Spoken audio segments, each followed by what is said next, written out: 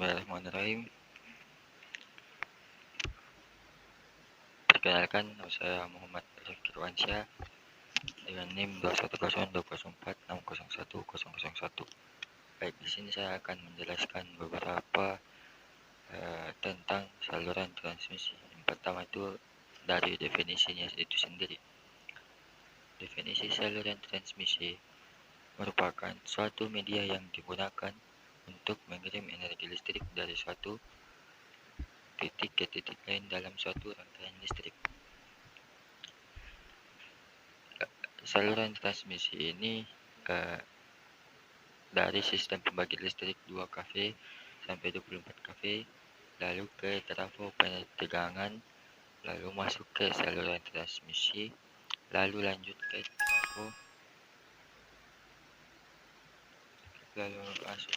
penurunan tegangan menengah, dan masuk ke saluran transfusi dan trafo penurun tegangan, dan masuk kepada konsumen. Karakteristik saluran transmisi adalah sifat-sifat khusus yang mendefinisikan bagaimana saluran transmisi listrik berfungsi dalam menghantarkan listrik dari pembangkit listrik ke konsumen akhir. Beberapa karakteristik listrik saluran transmisi yang penting. Yang pertama, kapasitas transmisi. Yang kedua, tegangan. Yang ketiga, impedansi. Yang keempat, kerugian daya. Yang kelima, perlindungan. Yang keenam, jarak transmisi. Penjelasan karakteristik dari saluran transmisi. Kapasitas saluran transmisi merujuk pada jumlah daya listrik maksimum yang dapat dihantarkan melalui saluran tersebut. Kapasitas ini tergantung pada ukuran kabel atas saluran, jenis isolasi, dan tegangan yang digunakan.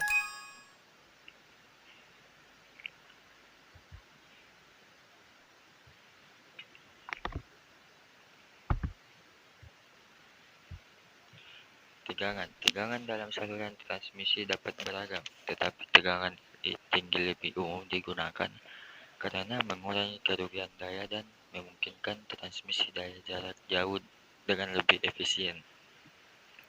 Impedansi saluran transmisi adalah resistansi dan reaktansi yang mempengaruhi aliran listrik.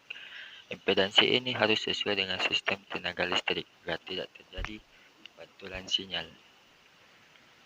Kerugian daya terjadi karena resistansi kabel dan peralatan lainnya dalam saluran transmisi.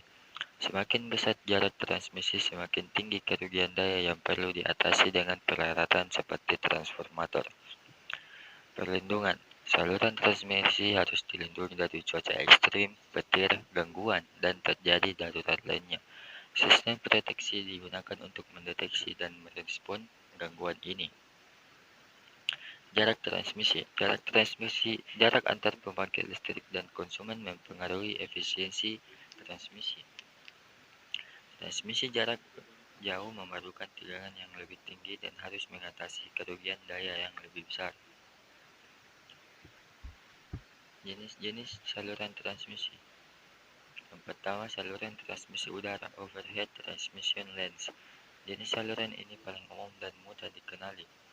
Yang kedua, saluran transmisi ini terdiri dari tiang-tiang beton atau baja yang mendukung kabel listrik di atas tanah. Yang ketiga, digunakan untuk mentransmisikan daya listrik di daerah perkotaan dan pedesaan. Selanjutnya itu saluran transmisi bawah tanah atau underground transmission lines. Saluran ini terdiri dari kabel isolasi yang terletak di bawah tanah.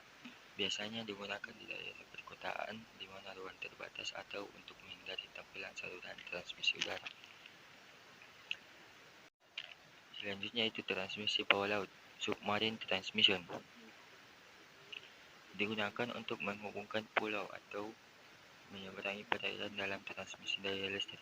Yang kedua, kabel bawah laut dirancang untuk tahan terhadap korosi dan tekanan air.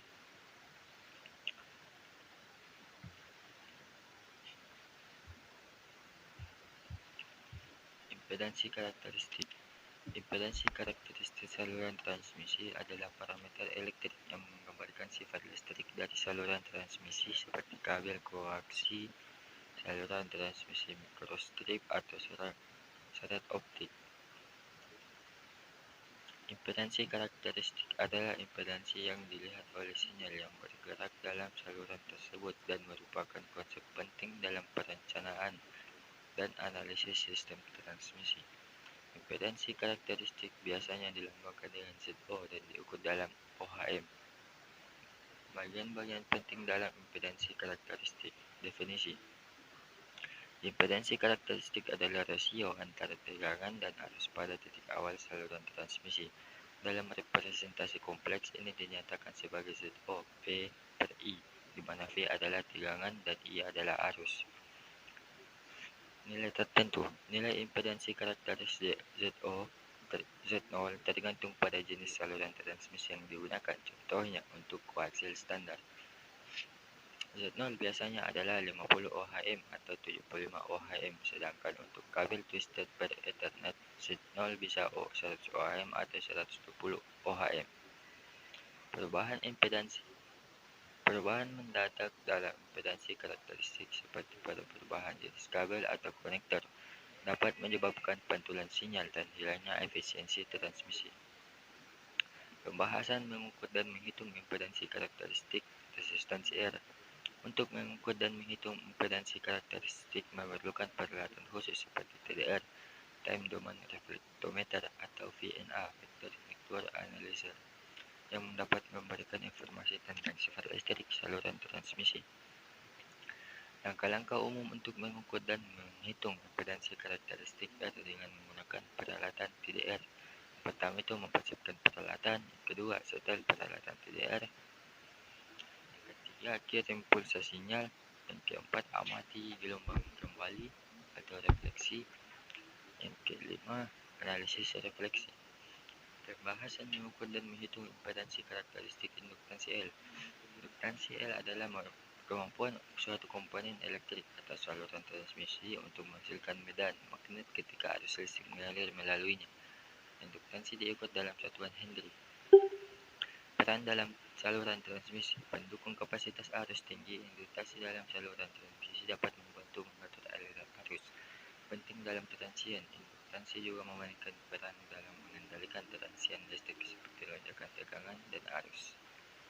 Dalam transformator digunakan dalam sistem tenaga listrik untuk mengubah tegangan dari suatu tingkat ke tingkat lainnya. Pembahasan mengukur dan menghitung impedansi karakteristik kapasitansi C.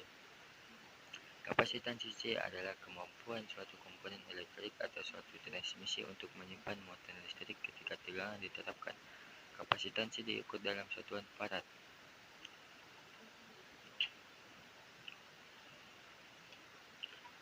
Penyimpanan energi. Kapasitansi dalam saluran transmisi dapat menyimpan energi dalam medan elektrostatik yang dihasilkan oleh tegangan. Reaktansi kapasitif. Kapasitansi menyebabkan reaktansi kapasitif dalam saluran transmisi yang memiliki efek yang berlawanan dengan reaktansi induktif.